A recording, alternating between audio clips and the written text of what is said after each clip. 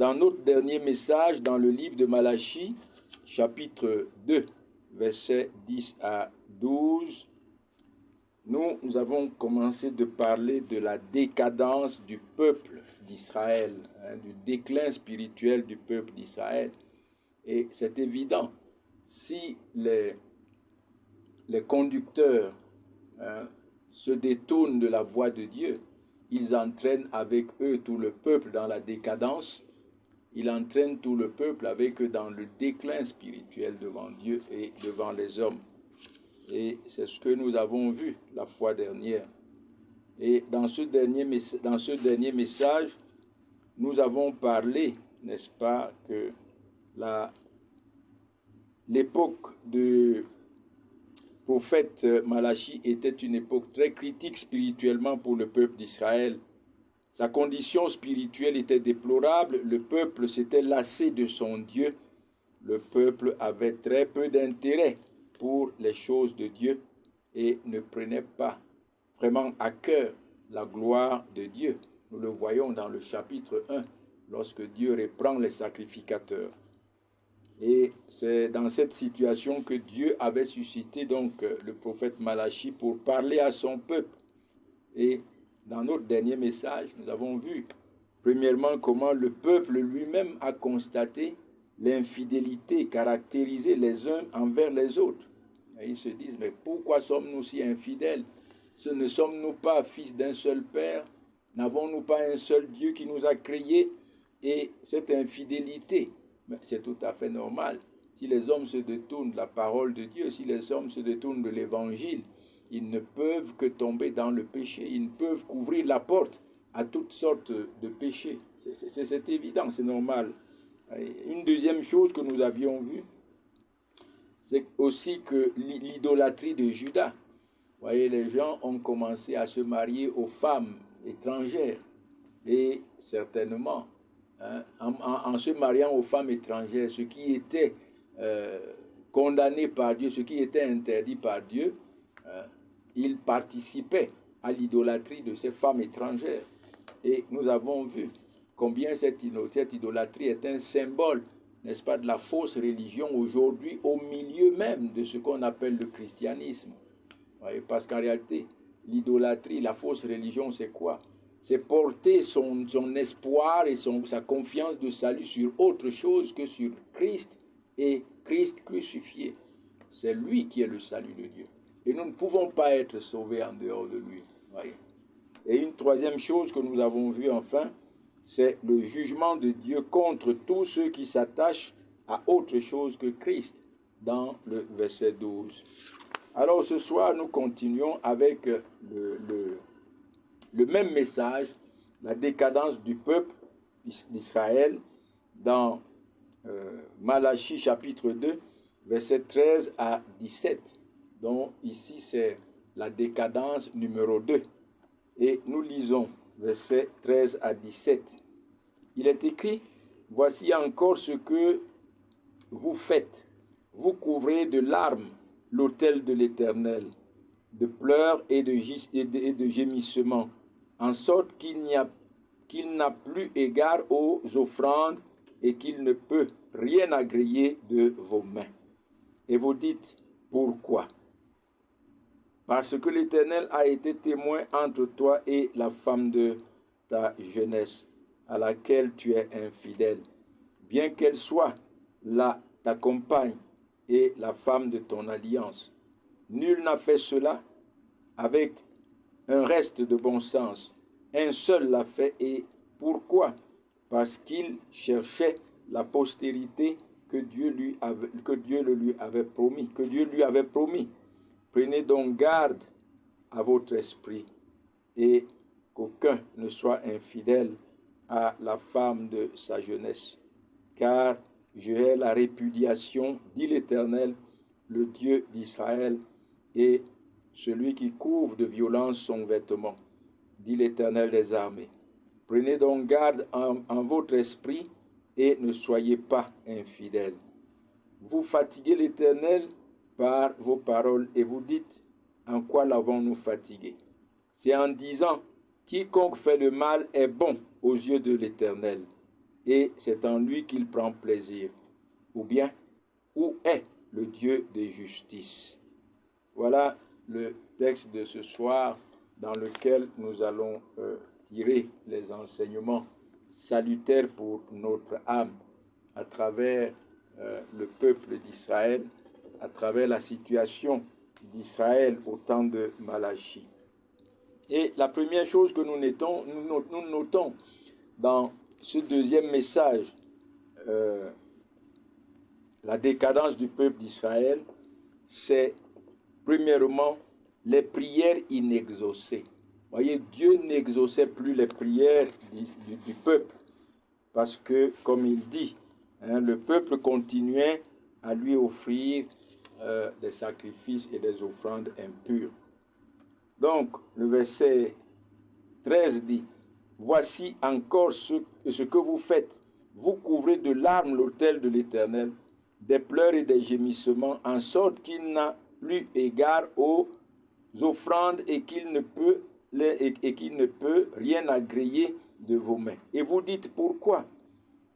Parce que l'Éternel a été témoin entre toi et la femme de ta jeunesse, à laquelle tu es infidèle, bien qu'elle soit ta compagne et la femme de ton alliance. » Donc, nous voyons ainsi que le peuple ne cessait de gémir, de verser les larmes, de prier, de couvrir l'autel de Dieu, de l'Éternel avec des larmes et avec les prières, et toujours en continuant à offrir des offrandes avec des animaux impurs que Dieu leur avait interdit.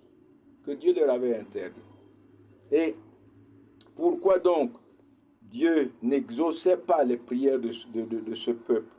Il y a deux grandes raisons qui se relèvent ici. Voyez, premièrement, nous venons de le dire, à cause des offrandes impures que le peuple continuait à offrir à Dieu avec des animaux impurs. Voyez.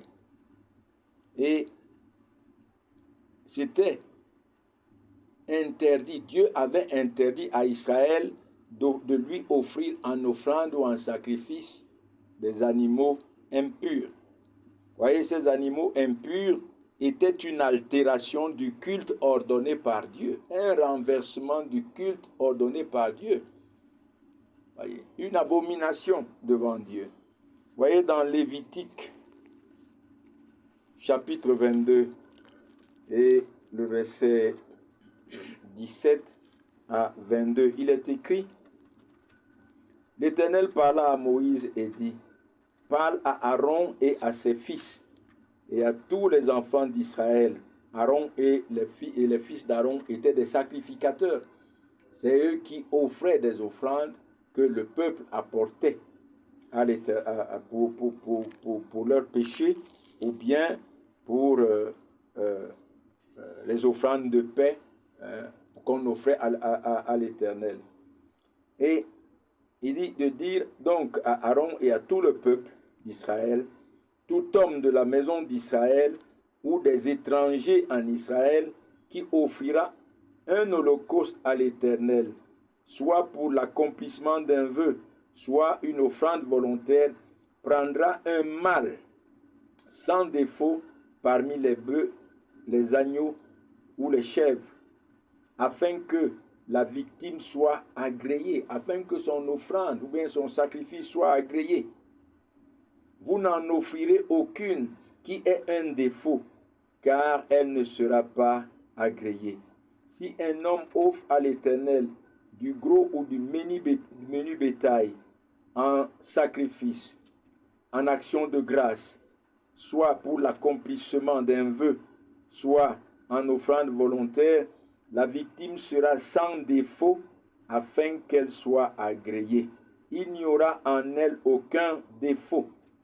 Vous n'en offrirez point qui soit aveugle, estropié ou mutilé, qui ait des ulcères, la gale ou une dartre. Vous n'en ferez point sur l'autel un sacrifice consumé par le feu devant l'Éternel. Voilà, et vous pouvez encore lire dans le livre de Deutéronome, la même chose. Voyez. Et donc, aucun animal impur ne devait être utilisé comme offrande ou sacrifice à l'Éternel pour telle ou telle chose. Malheureusement, le peuple continuait à offrir à l'Éternel des sacrifices, des animaux avec défaut, des animaux borgnes, des animaux boiteux, des animaux dérobés même volés.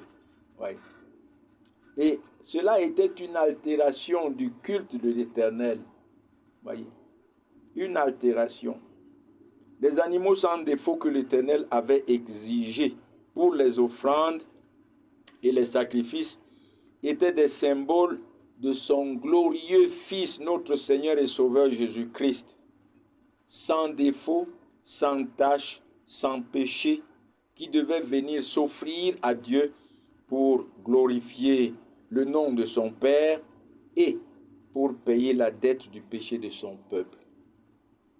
Voyez, Dieu exigeait donc les sacrifices en défaut parce que ces sacrifices étaient des symboles de la personne et de l'œuvre de son Fils Jésus-Christ qui s'est offert à Dieu, qui s'est lui-même livré à Dieu en sacrifice pour le péché de son peuple. Lui, innocent pour les coupables, lui, saint pour les pécheurs. Et de même que l'Éternel n'agréait pas, n'est-ce pas, les offrandes faites avec les bêtes sans défaut, mes amis, de même, Dieu n'agrée que son Fils et son offrande, et l'offrande de son Fils Jésus-Christ. Dieu n'agrée pas, voyez, les offrandes, Dieu n'agrée pas celui qui est en dehors de Christ. Dieu n'agrée pas ce qui n'est pas fait pour la gloire de Christ. Voyez, mes amis, lorsque nous nous mettons à prier, en réalité, nous prions pourquoi? Premièrement, pour la gloire de Christ, et nous apportons. C'est pourquoi il dit, lorsque vous priez, dites, notre Père qui est aux cieux, que ton nom soit sanctifié, que ton règne vienne, que ta volonté soit faite sur la terre comme au ciel. D'abord la gloire de Dieu, la gloire de Christ. Et ensuite, nos propres besoins. Voyez. Dieu n'exauce que celui qui est en Christ. Celui qui s'appuie sur la personne de Christ, sur l'œuvre de Christ et sur la justice de Christ. Vous ne pouvez pas vous approcher de Dieu en dehors de la personne de Christ et de sa justice, et Dieu vous accepte. Et ces sacrifices sans défaut qu'on offrait étaient des symboles de Christ, sans tache, sans défaut et sans péché, et de sa justice qu'il a satisfaite pour le salut de son peuple. Voyez, mes amis, c'est pour cela que la Bible nous encourage dans Hébreux chapitre 4 à nous approcher de Christ. Pourquoi? Parce que c'est lui et lui seul que Dieu agrée. Voyez, dans Matthieu 3, comme dans Matthieu 17, à la transfiguration, une voix se fait entendre du ciel. Celui-ci est mon Fils bien-aimé, en qui j'ai mis toute mon affection. Et c'est pourquoi, dans Hébreux chapitre 4, puisque toute l'affection de Dieu est mise sur Christ, l'auteur nous encourage ici en disant, ainsi, versets 14 à 16, ainsi, puisque nous avons un grand souverain sacrificateur qui a traversé les cieux, Jésus, le Fils de Dieu, qui s'est offert lui-même pour nos péchés et qui a comparu devant, qui ne puisse compatir à nos faiblesses.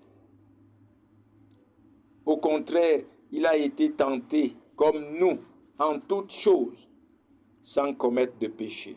Approchons-nous donc avec assurance pour obtenir miséricorde et trouver grâce pour être secourus dans nos besoins. Voyez, mes amis, c'est parce qu'en lui seul, et en son sacrifice qui a satisfait à la justice de Dieu, Dieu prend plaisir. Que nous pouvons nous approcher de Dieu avec assurance et obtenir l'exaucement de nos prières, obtenir le secours dans nos besoins. Oui. En dehors de Christ, Dieu ne va pas agréer. Et c'est pourquoi le peuple couvrait l'autel de Dieu de pleurs, de larmes, de gémissements, il priait chaque fois, mais Dieu ne pouvait pas les écouter. Parce que Dieu ne pouvait pas agréer leurs offrandes impures. Revenons dans notre texte, voyez, Malachie. Et le Seigneur le dit là, il le dit lui-même. Il le dit lui-même, verset 13. Il dit, vous couvrez de larmes l'autel de l'Éternel, de pleurs, de gémissements, en sorte qu'il n'a plus égard aux offrandes et qu'il ne peut rien agréer de vos mains. Pourquoi ne pouvaient-ils rien agréer de leurs mains? Parce qu'ils apportaient des offrandes impures.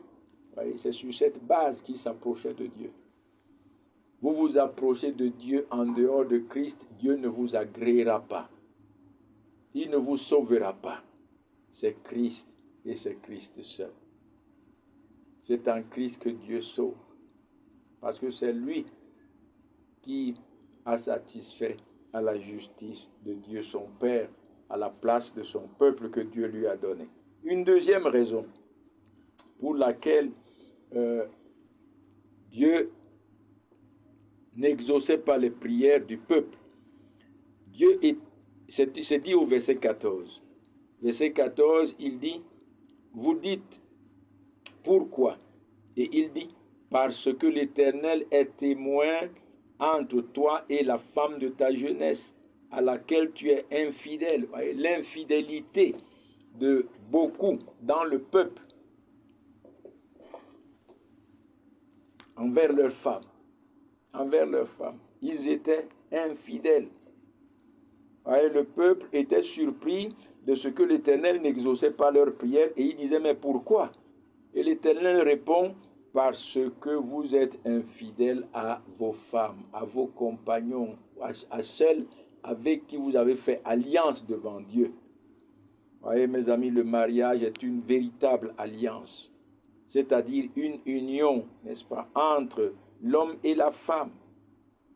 Et même bien avant le mariage, une union avec Dieu. Si nous sommes croyants, si nous sommes chrétiens, nous sommes d'abord en union avec le Seigneur Jésus-Christ avant d'être en union avec notre femme. Nous sommes d'abord en union avec notre Seigneur Jésus-Christ avant d'être en union avec notre femme. Ainsi, le peuple n'était pas seulement infidèle à leur femme, mais infidèle à Dieu lui-même, infidèle à Christ. Chers amis, dans Hébreux 13, le verset 14, il est écrit que le lit conjugal soit exempt de toute souillure. Que le lit conjugal soit exempt de toute souillure, car Dieu punira les adultères, les infidèles à leurs femmes. Hébreux 13, verset 4. Et dans Éphésiens chapitre 5, voici ce que le Seigneur nous dit par rapport à notre relation avec nos femmes. Verset 25, Éphésiens chapitre 5, il dit, Marie, aimez vos femmes comme Christ a aimé l'Église. Et il s'est livré lui-même pour elle, afin de la sanctifier par la parole, après l'avoir purifiée par le baptême d'eau, afin de faire paraître devant lui cette Église glorieuse, sans tache, ni ride, ni rien de semblable, mais sainte et irréprochable. C'est ainsi que les maris doivent aimer leurs femmes comme leur propre corps. Celui qui aime sa femme s'aime lui-même. Celui qui aime sa femme s'aime lui-même. Et c'est pour cela, n'est-ce pas, que l'Éternel n'exauçait pas leurs prières. Il n'exauçait pas leurs prières. Et pourquoi? Parce que l'homme et la femme sont devenus une seule chair. Une seule chair. Oui. Personne d'autre ne peut s'interposer entre eux. Personne d'autre ne peut s'ajouter. Oui. Et, mes amis, nous devons faire attention. Et c'est pourquoi il dit, prends garde en ton esprit. Prends garde en ton esprit. Dans le verset 16, il dit, prenez donc garde en votre esprit. D'ailleurs, même au verset 15, il dit, prenez donc garde en votre esprit et qu'aucun ne soit infidèle à la femme de sa jeunesse. À la femme de sa jeunesse. Oui.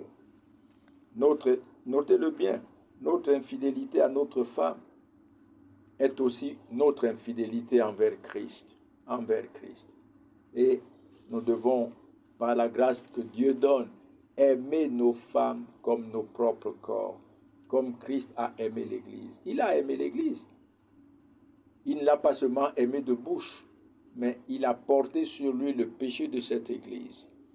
Il en est mort sur la croix pour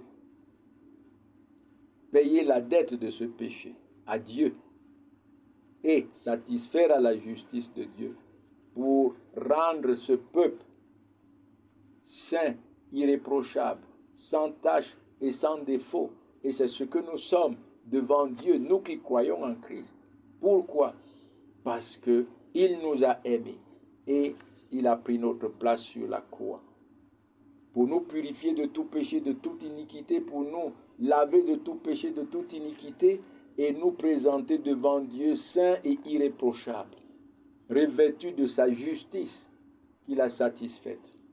Et c'est pourquoi la Bible dit dans 2 Corinthiens chapitre 5, verset 21, que, lisons-le, 2 Corinthiens 5, chapitre 5, le verset 21, il dit, celui qui n'a point connu de péché, il a fait devenir péché pour nous, afin que nous devenions en lui justice de Dieu. Oui. Christ qui n'a point connu de péché, Dieu l'a fait devenir péché pour nous, afin qu'il donne satisfaction à la justice de Dieu et que cette justice de Dieu nous soit imputée au compte, ou bien sur le compte de ceux qu'il a rachetés, afin qu'ils soient rendus justes devant Dieu, saints et irréprochables. Voyez mes amis, c'est ce que Christ a fait pour nous et nous devons nous sacrifier pour nos épouses. Nous devons les aimer, mais mieux encore, nous devons nous sacrifier pour nos épouses. Si nous sommes heureux aujourd'hui et si nous n'avons rien à douter, comme la Bible nous l'assure, il n'y a plus maintenant aucune condamnation pour ceux qui sont en Jésus-Christ. Si personne ne peut nous accuser, si personne ne peut nous condamner, parce que Dieu est pour nous, c'est parce que Christ s'est sacrifié pour nous. Et nous devons le faire pour nos épouses, afin qu'il n'y ait rien pour les accuser, rien pour les condamner. Absolument rien. Voyez mes amis, c'est ainsi que nous devons,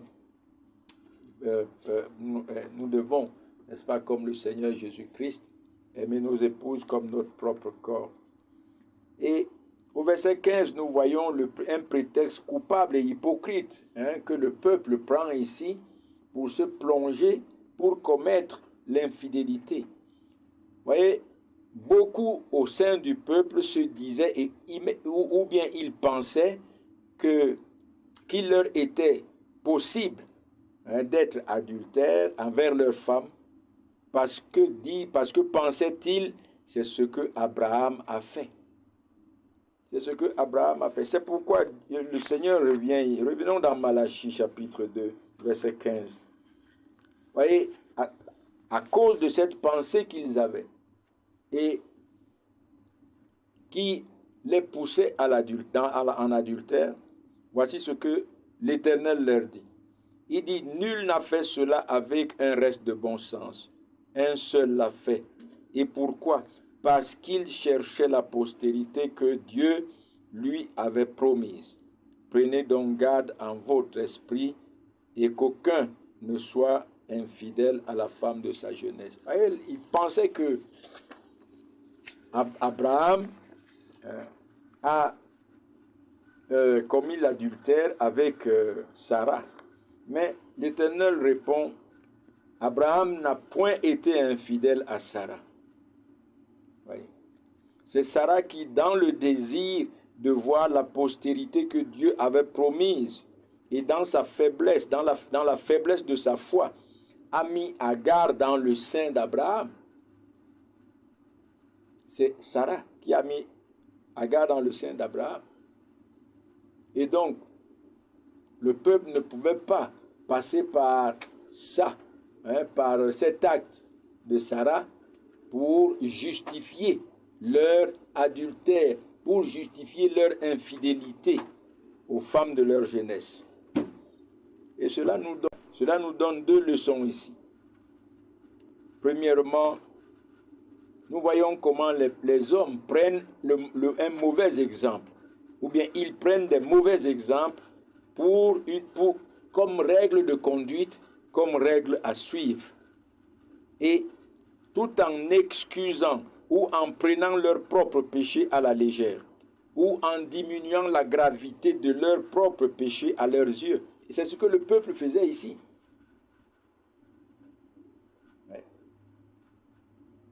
Ils excusaient leur infidélité, ils prenaient leur infidélité à la légère, ils diminuaient la gravité de leur infidélité à leurs yeux, parce que, pensaient-ils, c'est ce que Abraham, leur père, avait fait. Vous voyez, c'est ce qu'ils pensaient, que c'est ce que Abraham avait fait. Mais Dieu leur dit non. Et en réalité, nous voyons cela même au sein de l'Église, au sein de ce qu'on appelle l'Église. Voyez. Et qui n'est autre que la fausse religion, où les gens prennent des mauvais exemples pour excuser leurs péchés, pour prendre leurs péchés à la légère et pour diminuer la gravité de leurs péchés. Mais un mauvais exemple ne peut que vous plonger dans le péché. Un mauvais exemple ne peut pas vous retirer, vous sortir du péché. Il ne peut que vous plonger davantage dans le péché. Une deuxième chose que nous apprenons ici, comment est-ce que Sarah a voulu aider Dieu à accomplir sa promesse en péchant contre Dieu? Oui. Et combien n'avons-nous pas anticipé dans tel ou tel domaine ou telle chose, au lieu d'attendre en silence l'heure de l'accomplissement de Dieu notre Père. Combien n'avons-nous pas anticipé sur telle ou telle chose, au lieu d'attendre en silence que Dieu agisse? Voyez, mes amis, voilà donc pourquoi Dieu n'exauçait pas les prières du peuple. Dieu n'exauçait pas. Premièrement, à cause des sacrifices impurs qu'on offrait. Et deuxièmement, à cause de l'infidélité du peuple, comme il dit ici. Voyez, Dieu avait promis à Abraham, Dieu avait promis Christ à Abraham. Mais ce n'est pas par les efforts de Sarah et Agar que Dieu a promis la venue de Christ, mais par la foi de son serviteur Abraham. Voyez, par la foi de son serviteur Abraham. Voyez. Non pas par ceux qui sortiraient des entrailles de Agar, mais celui qui sortirait des entrailles de Sarah. C'est à Sarah que Dieu a promis. Il dit, à cette même époque, je viendrai et Sarah aura un fils. Et Sarah sera enceinte. Voyez, Dieu ne sauve personne par ses propres œuvres personnelles, par ses efforts personnels, mais par sa grâce en Jésus-Christ et en Jésus-Christ seul. Et c'est pourquoi l'avertissement, prenez garde à votre esprit. Prenez garde à votre esprit. Oui. Et deuxièmement, nous voyons une autre chose au verset 16. La deuxième chose concernant la décadence du peuple, au verset 16, c'est les divorces. Vous voyez, le peuple non seulement prenait plaisir à l'infidélité, mais encore divorçait leurs femmes. Lisons le verset 16. Il dit, car je hais la répudiation, dit l'Éternel, le Dieu d'Israël, et celui qui couvre de violence son vêtement, dit l'Éternel des armées. Prenez donc garde à votre esprit et ne soyez pas infidèles. Voyez mes amis, là nous voyons les divorces. L'Éternel notre Dieu ne connaît pas le divorce. Il ne connaît pas le divorce. Lorsqu'il a créé Adam et Ève, il a dit, l'homme quittera son père et sa mère, s'attachera à sa femme et les deux deviendront une seule chair. Voyez, c'est à cause de la dureté des cœurs des Israélites que Dieu avait ordonné une loi à Moïse sur le divorce. Et dans Matthieu 19, les pharisiens reviennent là-dessus pour vouloir éprouver le Seigneur Jésus-Christ. Et voici ce que le Seigneur Jésus-Christ leur répond. Matthieu 19, et versets 3 à 9, il est écrit, les pharisiens l'abordèrent et dirent pour l'éprouver, est-il permis à un homme de répudier sa femme pour un motif quelconque? Il répondit, n'avez-vous pas lu que le Créateur au commencement fit l'homme et la femme, et qu'il dit, c'est pourquoi l'homme quittera son père et sa mère, s'attachera à sa femme, et les deux deviendront une seule chair. Ainsi, ils ne sont plus deux, mais ils sont une seule chair, que l'homme donc ne sépare pas ce que Dieu a joint. Et les pharisiens rebondissent en disant, mais verset 7, pourquoi donc lui dirent-ils, Moïse a-t-il prescrit de donner à la femme une lettre de divorce et de la répudier? Il leur répondit, c'est à cause de la dureté de votre cœur que Moïse vous a permis de répudier vos femmes. Au commencement, il n'en était pas ainsi. Mais je vous dis que celui qui répudie sa femme, sauf pour infidélité, et qui en épouse une autre, commet un adultère. Voyez mes amis, c'est ça. Voilà encore ce que Dieu condamne dans la vie de son peuple. Et au commencement, à la création, Dieu créa l'homme et la femme.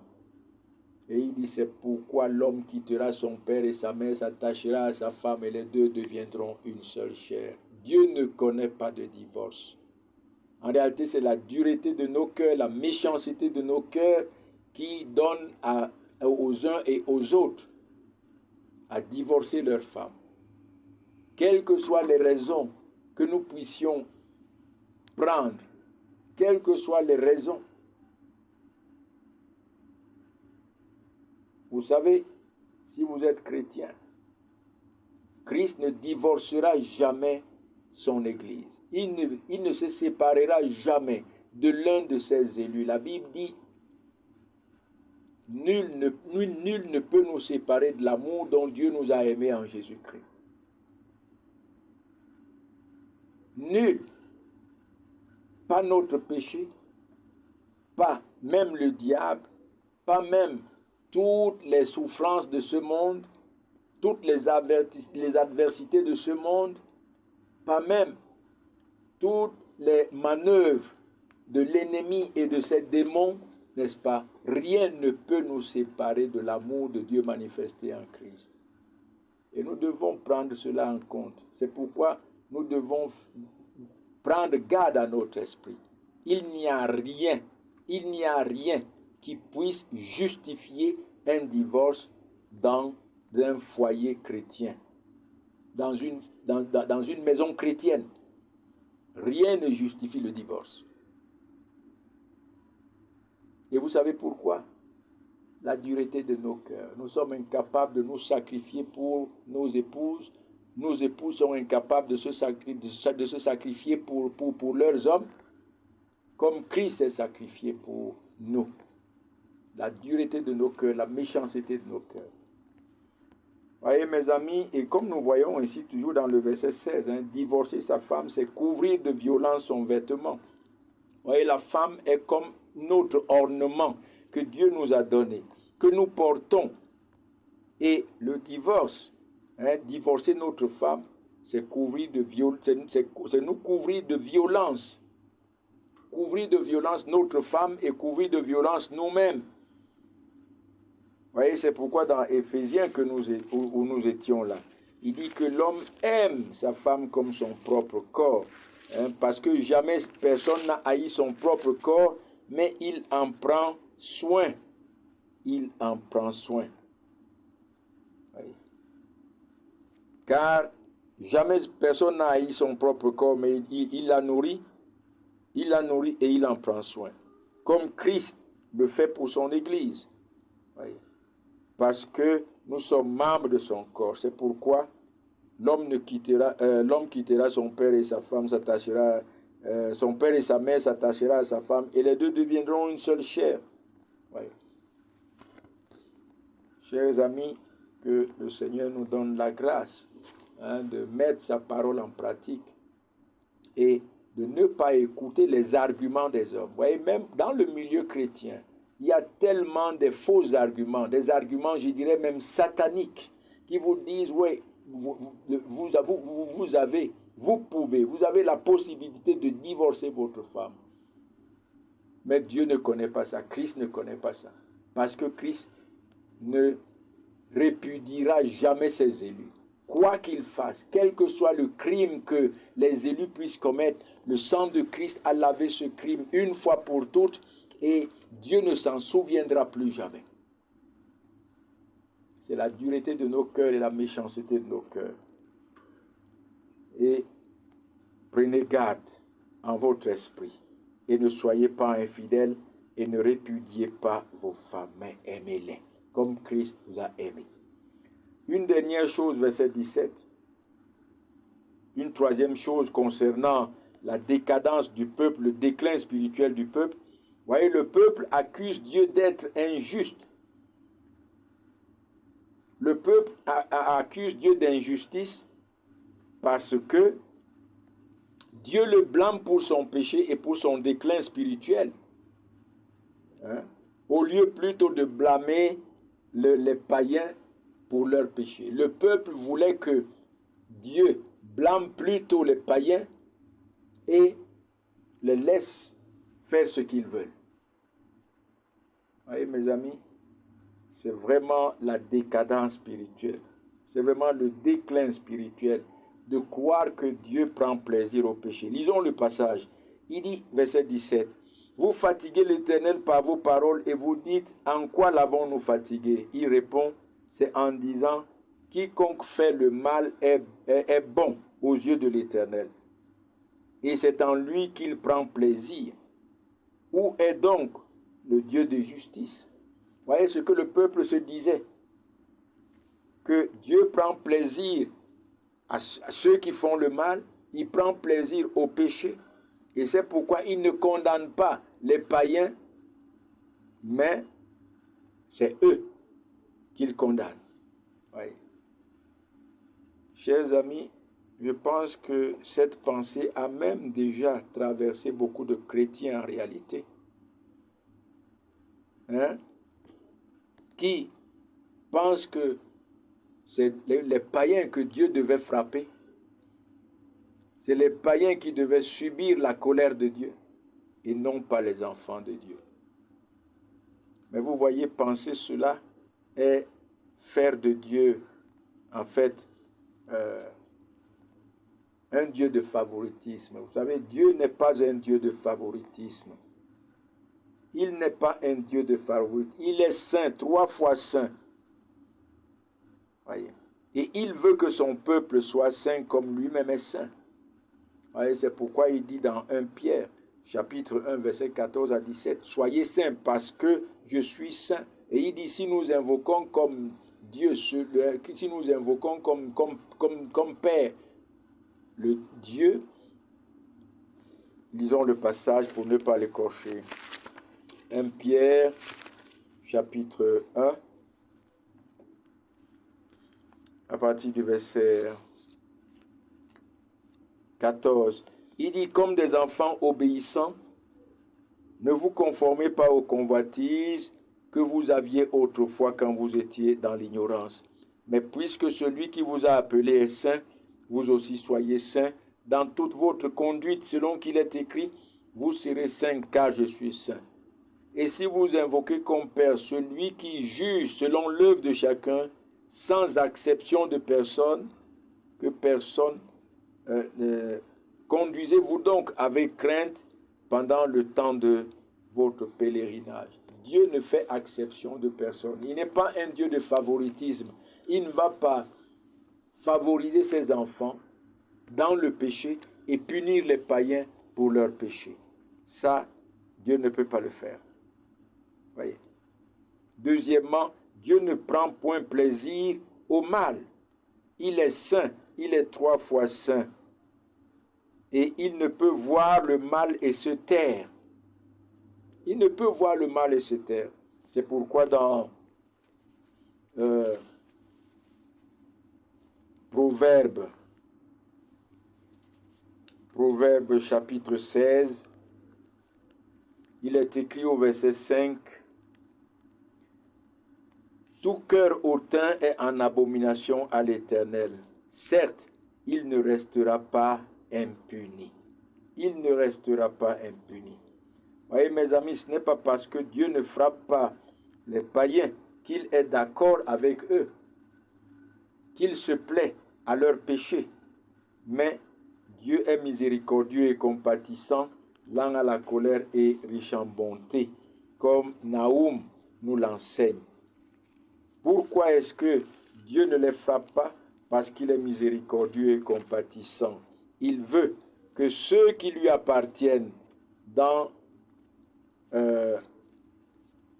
cette catégorie, ceux qui l'appartiennent et qui sont aujourd'hui encore ses ennemis, qui aujourd'hui encore le maudissent, qui aujourd'hui encore le méprisent et le rejettent, arrivent à la repentance et à la foi en son Fils Jésus-Christ. Vous voyez, c'est pourquoi il ne les frappe pas. Et ne nous plaignons pas pour ça. Voyez, ne nous plaignons pas pour ça. Naoum dit dans son chapitre 1, à partir du verset 2, il dit, l'Éternel est un Dieu jaloux. Il se venge. L'Éternel se venge. Il est plein de fureur. L'Éternel se venge de ses adversaires. Il garde rancune à ses ennemis. Voyez, ne croyez donc pas que Dieu favorise, en fait, que Dieu est d'accord avec les païens. Parce que beaucoup pensent à cela. Mais regardez ce qu'il dit. L'Éternel est lent à la colère, il est grand par sa force, il ne laisse pas impuni. L'Éternel marche dans la tempête, dans le tourbillon, les nuées sont la poussière de ses pieds. Voyez, mes amis, Dieu punira ces hommes. Il les punira. Mais vous savez pourquoi Dieu punit ses enfants? Lisons-le dans Jérémie 46 et puis nous allons nous arrêter là. Jérémie chapitre 46. Dieu châtie ses enfants. Il doit les châtier et c'est pour leur bien. Verset 28, il est dit ceci. Jérémie 40, verset. Il dit, toi mon serviteur Jacob, ne crains pas, dit l'Éternel, car je suis avec toi. J'anéantirai toutes les nations parmi lesquelles je t'ai dispersé. Mais toi, je ne t'anéantirai pas. je te châtierai avec équité. Je ne puis pas te laisser impuni. Voyez mes amis, c'est pour notre bien que Dieu doit punir notre péché. Et nous-mêmes, nous ne pouvons véritablement pas, si l'esprit de la grâce est en œuvre en nous, nous ne pouvons pas, voyez, rester indifférents devant notre péché. Nous ne pouvons pas penser que nous pouvons pécher parce que nous sommes enfants de Dieu, parce que Dieu nous a sauvés, parce que Dieu nous aime et que rien ne nous séparera de son amour. Nous ne pouvons pas penser un seul instant que nous pouvons pécher. Pécherions-nous pour que la grâce de Dieu abonde? Non, loin de là. Nous qui sommes morts au péché, ceux-là qui sont morts avec Christ, ensevelis avec Christ, ressuscités avec Christ, pour une nouveauté de vie, ne peuvent pas vivre dans le péché et pouvoir justifier leur péché. Non. Non. Ils s'humilient plutôt dans la repentance et dans les larmes devant Dieu. Voilà le message de ce soir et que Dieu bénisse sa parole dans nos cœurs. Amen.